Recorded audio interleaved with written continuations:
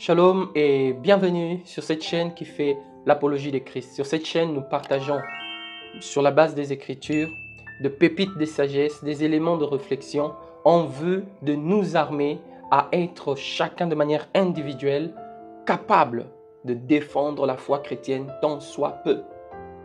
Quelle est l'attitude que le chrétien doit avoir maintenant que les Jeux olympiques venaient de finir? Est-ce que cette question, c'est une question à se poser? Eh bien oui. Pourquoi on se pose cette question? C'est parce que nous venons d'assister aux Jeux olympiques le plus spécial, unique à son genre, du point de vue la communication subliminale. Il y a eu beaucoup de messages qui ont été transmis au travers de la célébration de ces Jeux olympiques. Croyez-moi, la célébration de ces Jeux olympiques a marqué le passage dans une nouvelle ère de l'histoire. Nous venons de franchir un nouveau cap dans l'histoire de l'humanité. Et dans ces caps dans lesquels nous sommes aujourd'hui, ceux qui ne sont pas avec Christ, au travers de choses qui ont été camouflées dans les grandes lignes de la célébration de ces Jeux olympiques, ils ont montré leur tendance de manière claire.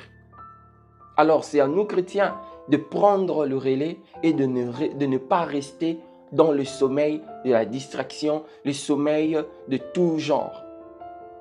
L'attitude que le Seigneur veut que nous puissions avoir après ces Jeux olympiques, je peux les définir en une phrase.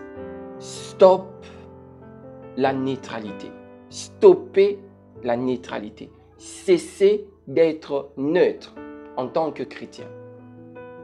Il est temps pour nous de cesser d'être neutres. Ouvrons les Écritures à propos de la neutralité et prenons la température de Dieu parce que la Bible, c'est la parole de Dieu. La première lecture, nous faisons cela dans Matthieu chapitre 12, le verset 30. C'est le Maître qui parle. Il dit ceci. « Celui qui n'est pas avec moi est contre moi. Et celui qui n'assemble pas avec moi disperse. » Très fort. Le Seigneur, par ses paroles, il montre que la neutralité n'est pas pour nous chrétiens. Ce n'est pas notre affaire, ce n'est pas notre position. Le deuxième texte des Écritures, nous trouvons cela, dans Apocalypse 3, 15 et 16. Le Seigneur parle. C'est encore le Seigneur qui parle. Il dit, « Je connais tes œuvres. Tu n'es ni froid, ni bouillant. Puisses-tu être froid ou bouillant ainsi, parce que tu es tiède et que tu n'es ni froid ni bouillant, je te vomirai de ma bouche. » C'est le Seigneur Jésus qui parle. Bien-aimé, encore une fois, il martèle sur le méfait pour nous qui portons son nom, pour nous qui avons son sang qui coule dans nos veines, d'être neutre. Voyez-vous? Rentrons dans l'Ancien Testament. Même à l'époque de l'Ancien Testament, le ciel n'a jamais été pour quiconque qui était neutre. Nous sommes pour cela dans 1 Roi chapitre 18, le verset 21. Le prophète Élie dit ceci. « Jusqu'à quand clocherez-vous de deux côtés? Eh bien, si l'Éternel est Dieu, allez après lui. Si c'est Baal, allez après lui. » 1 Roi 18, verset 21. Excusez-moi. 1 Roi 18, 21. Bien-aimé, Dieu attend que tu puisses quitter cette position de neutralité. Ce temps qui a été inauguré, la période de temps post-JO 2024, jusqu'à je ne sais pas moi quand, le Seigneur veut que tu puisses te lever, de cesser d'être neutre. Car le monde dans lequel nous sommes, qui est régi par le mal, les acolytes du mal ont démontré leur programme dans les grandes lignes de ces années, de ces 50 années après les JO, de ces 40, peut-être 20 années.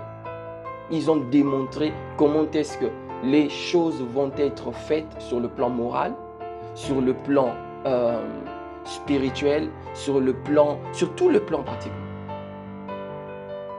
Bien-aimés, les chrétiens qui ont commencé la marche avant nous, depuis toujours, ils n'ont jamais été neutres. Ils n'ont jamais été neutres. Jamais. Je vais partager avec vous quelques exemples dans l'histoire. On dit ceci par exemple. Les 3 premiers siècles après que Christ soit parti au ciel, les premiers apôtres qui ont servi, ils ont bâti les églises, leur génération passée, la génération de ceux qui ont été impactés par ces apôtres-là passée, la génération de ceux qui ont été impactés passée, 300 ans.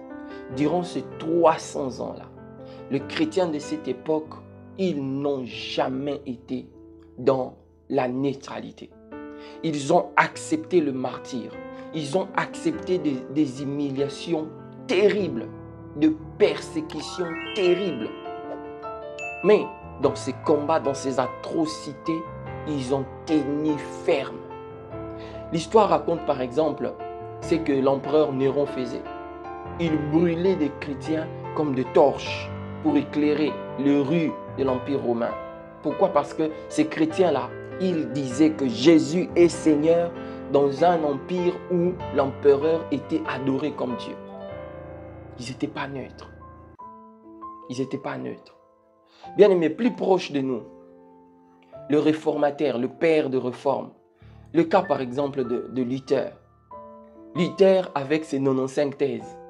Quel combat il n'a pas subi? Un jour, on raconte qu'il était dans sa cellule.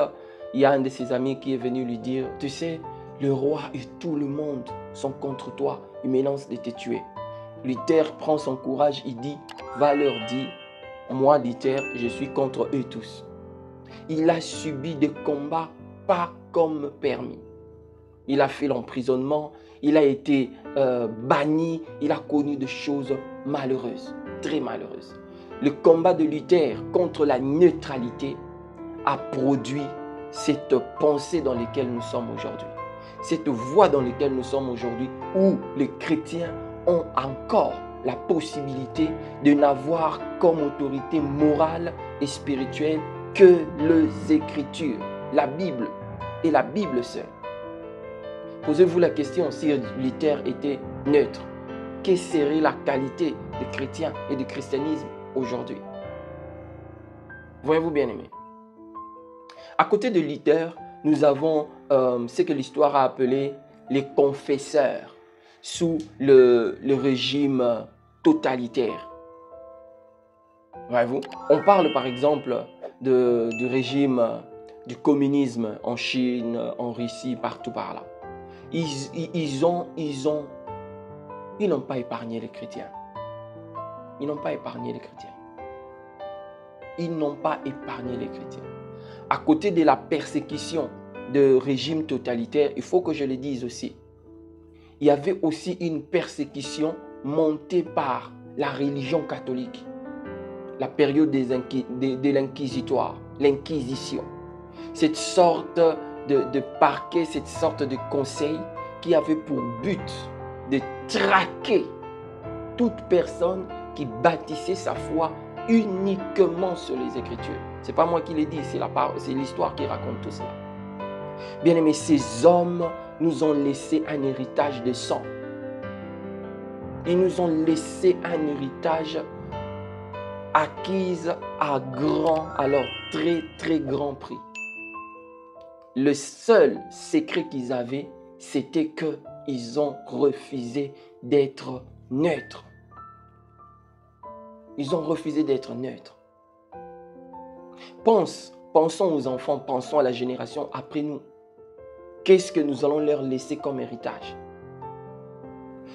Les Jeux olympiques ont en grande ligne donné le ton de comment est-ce que les choses vont être managées dans les années qui viennent.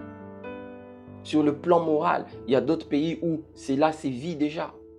Aujourd'hui, on qualifie d'une personne qui n'est pas instruite, cette personne qui refuse d'admettre l'inadmissible.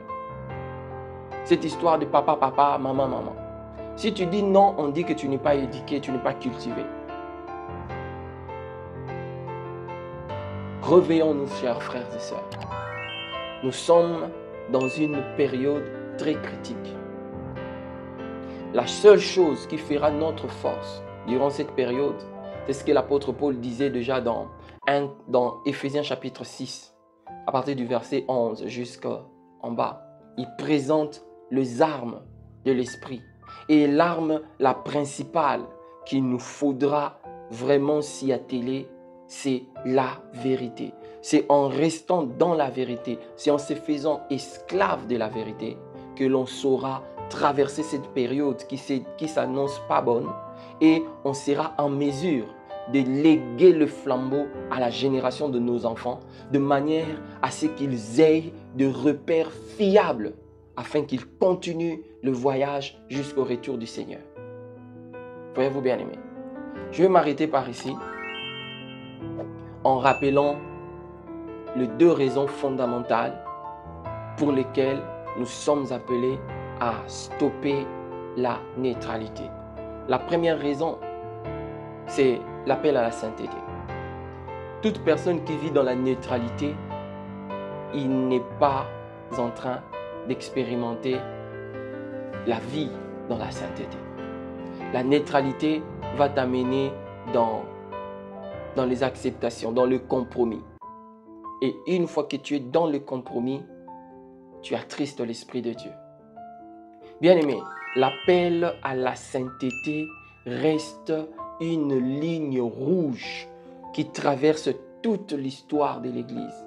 Alors ne sois pas ceux de cette génération qui va ternir cette gloire en répondant par une vie qui glorifie le Seigneur.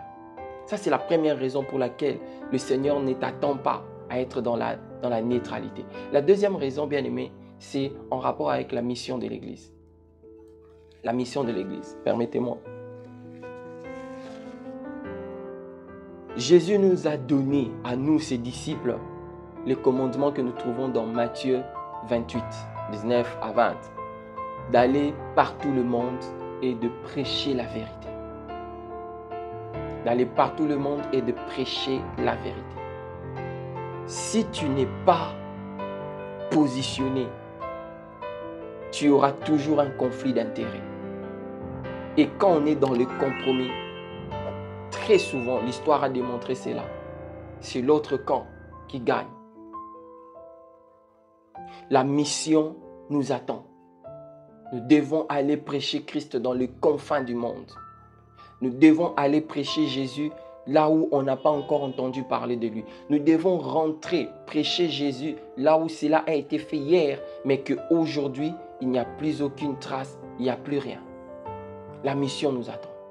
Voilà les deux raisons majeures d'un point de vue biblique qui démontrent que le Seigneur attend de toi et de moi dans les 20 prochaines années de cesser d'être neutre et de s'affirmer comme ayant été racheté par son sang précieux. Que le Seigneur vous bénisse. Je vous prierai de liker, de partager. Et si vous avez des commentaires de nature à édifier cette communauté, à le faire. Que Dieu vous bénisse et shalom dans vos maisons.